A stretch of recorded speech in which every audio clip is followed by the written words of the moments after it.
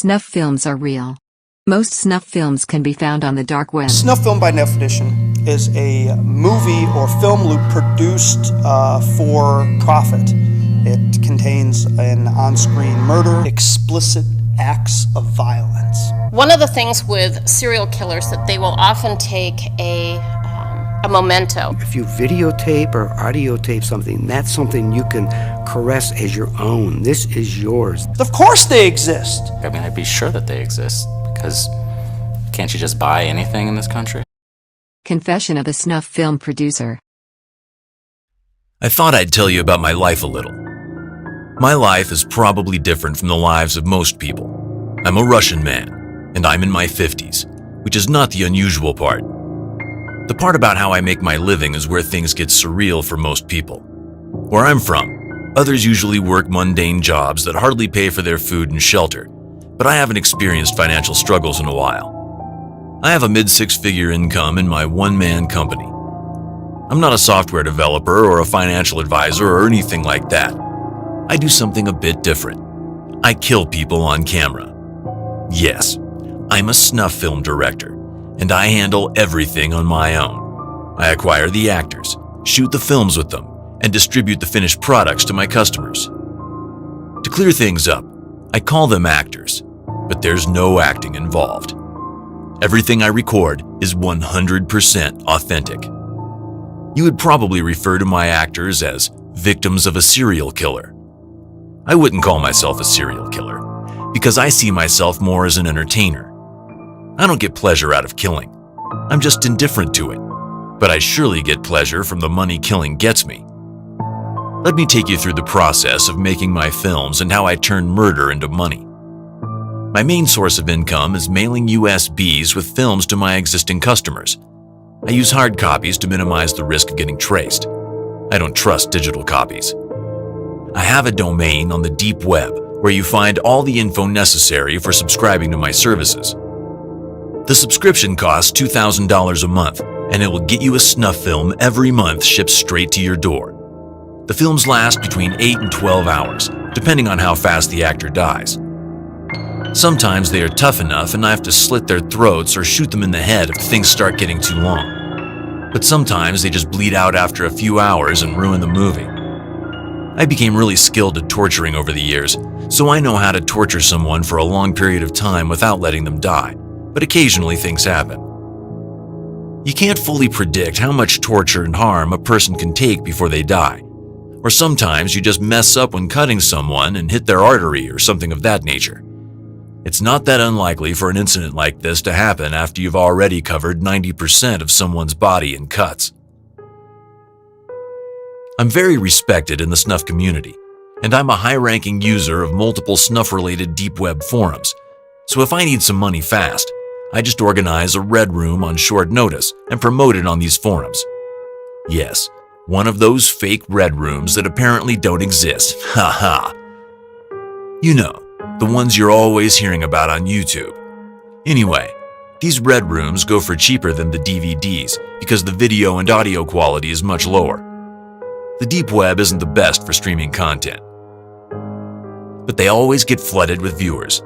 So even if each viewer pays a lot less, it's still very lucrative.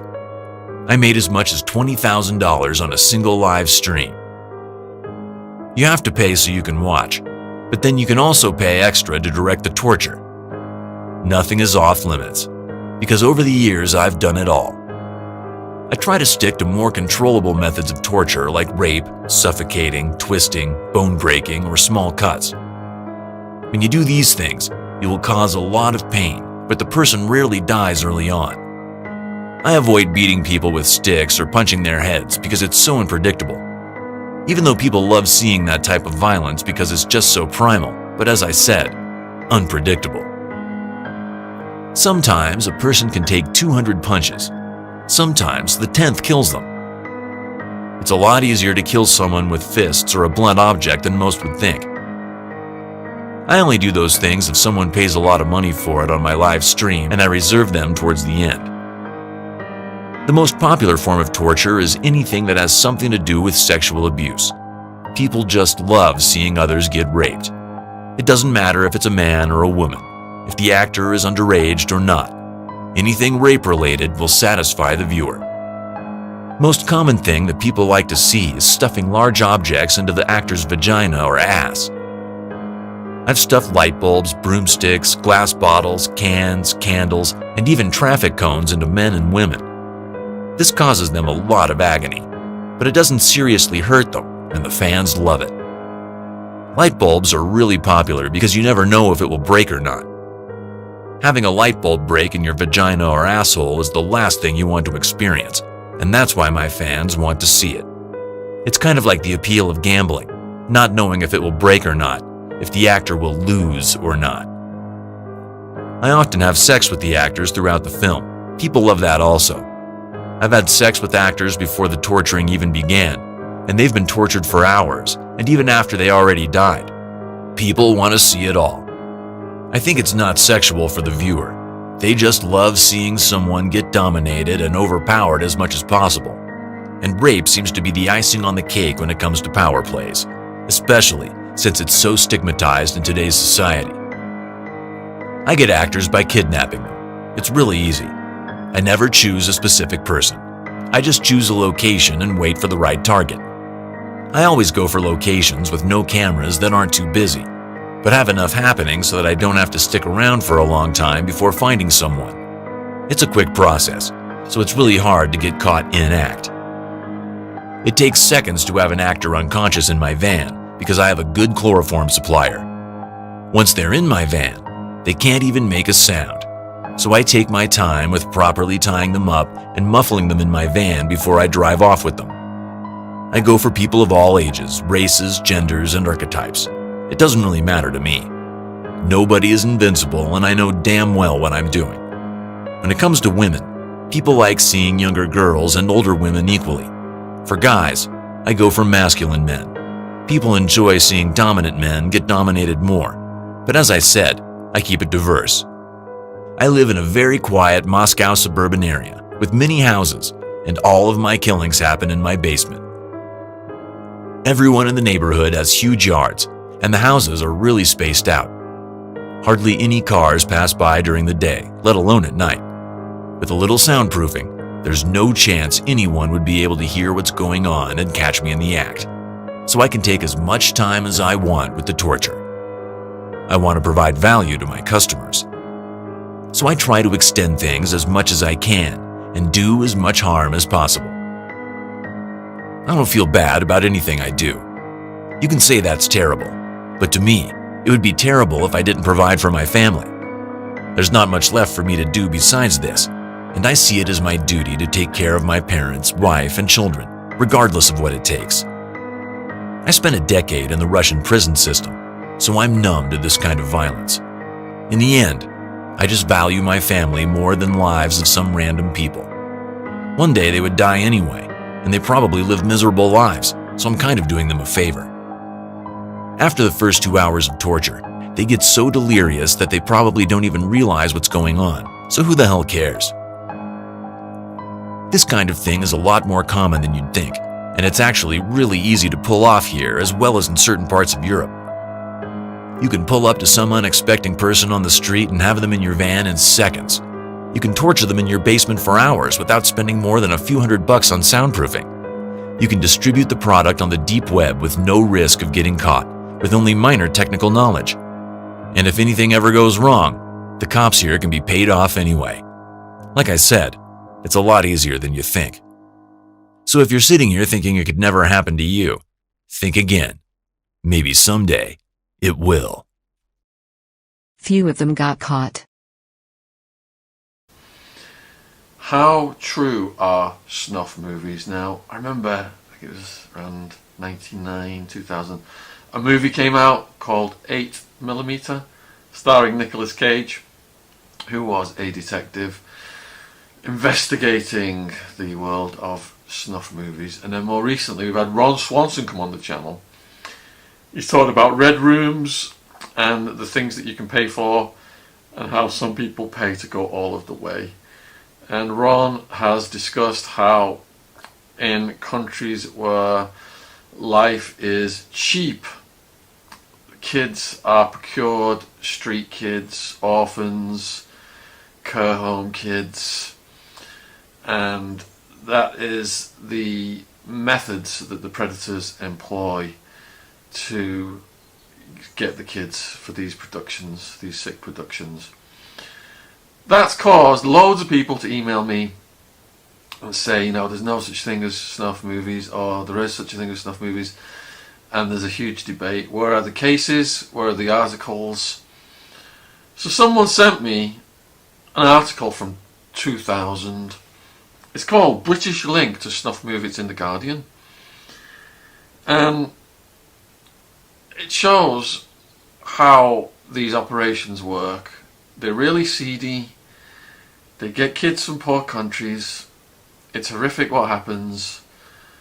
But I just want to lay this article down so that people can understand the mechanics of the reality of snuff movies. I'm not saying this is going on prolifically all over the world, but it does exist at the extreme form of abuse. So I'll read you this article. And so the key suspect in the inquiry, a Russian, was arrested in Moscow for distributing thousands of sadistic child porn videos and pictures. And he was traced following the seizure of his products from British paedophiles. Dmitry Vladimirovich Kuznetsov, 30-year-old former car mechanic out of Moscow, was identified by British Customs and Police, who traced the origin of the violent child porn videos found in the UK back to Russia. Italian police seized 3,000 of his videos on the way to clients in Italy, sparking an international hunt for paedophiles who have bought his products. Italian investigators say the material includes footage of children dying during abuse. Confirmed by the Italian police, it does happen. Prosecutors in Naples are considering charging those who have bought the videos with complicity in murder. I mean, what kind of sick individuals are paying to watch these? They say that some of the clients may have specifically requested films of killings. That's heavy. British authorities confirmed that scores of his videos produced in his small flat in Moscow's rundown Vyakino district have been found in the UK, and they're concerned about the snuff movies in which children are killed may also have been imported. Around a dozen British men have been arrested and charged with offences alleged to be connected to the Russian tapes. A second Russian child porn ring, which allegedly had a British distributor, was broken up earlier this year. Investigation into the importation of violent Russian child porn led to the identification and subsequent imprisonment of Kuznetsov. Started about 15 months ago after customs seized material coming into the country. Since then there have been dozens of other fines. And this was back in 2000. Look how much technology has advanced now and how easy it is to film things now. I imagine that there's even more of it going on now because of technology facilitating it. Quote, "We have seen some very nasty stuff involving sadistic abuse of very young children, but actual deaths on film take it a whole step further. That is very worrying." That was from a customs officer. British paedophiles were paying between £50 to £100 for Kuznetsov's tapes. Further fees were paid to access a website that featured pictures of extremely violent abuse. 2 men arrested with Kuznetsov have been imprisoned by Moscow authorities. Only one of the 3 remains behind bars. Dmitry Ivanov was sentenced to 11 years for participating in the abuse that was being filmed. The others were released under an amnesty aimed at clearing Russia's overcrowded prisons. If anyone needs to be in prison, it's these people. So, Italian detectives moved in last week following months of inquiries and arrested 8 people. They searched more than 600 homes and have evidence about 500 people. Suspects included businessmen, public employees and a university student. Several were married with children of their own. Hundreds are also investigation in Germany. Russian videos ordered over the internet were intercepted when they came into Italy by post, repackaged, and then delivered by undercover police officers. Cost anywhere between £300 to £4,000, depending upon what type of film was ordered. Covert film of young children naked or undressing was known as snipe video. The most appalling category was codenamed Necros Pedo, in which children were raped and tortured until they died. And this is coming from the police. Police in Russia and the UK believe that Kuznetsov and his associates have been in business for more than 2 years, at which time they are believed to have recruited around 100 boys aged between 9 and 15 to be filmed. Most of the children were rounded up from railway stations. A lot of them came from suburbs or surrounding regions and were from deprived problem families. Oh my God, these kids just thrown away. So desperate. And then these sickos just come up to them and entice them into this. What chance do they have in life? Quote, usually when children like this arrive in the capital, they've got no idea where to go and hang around in the station. This is so sad. It is very easy to entice this kind of teenager with a promise of a warm bed or a trip to the cinema. That's fucking evil, man. Many were lured away from orphanages. Children are not locked in. Anyone can come along and promise them a meal at McDonald's. It doesn't take any more than that. That's fucking crazy. These people need putting down. Some children were paid a commission to find other boys willing to be filmed, according to reports in the Russian press, for a fee of between 100 and 300 rubles, £2.50 to £7 for a kid's life. Kuznetsov had given up his job in '98 to devote himself to the lucrative porn industry. A self-taught computer expert, he was in the process of upgrading his equipment to allow him to email videos direct to clients when police raided him. Well, thank God they did. Many customers repeatedly ordered videos from him. The Naples newspaper Il Mattino published a transcript of an alleged email exchange between a prospective client and the Russian vendors. "Promise me you're not ripping me off," said the Italian. "Relax, I can assure you this one really dies," the Russian responds. "The last time I paid and I didn't get what I wanted." "What do you want? To see them die?" Oh man, this is... Whew, that's heavy! So, thank you for the person who sent me this by email, and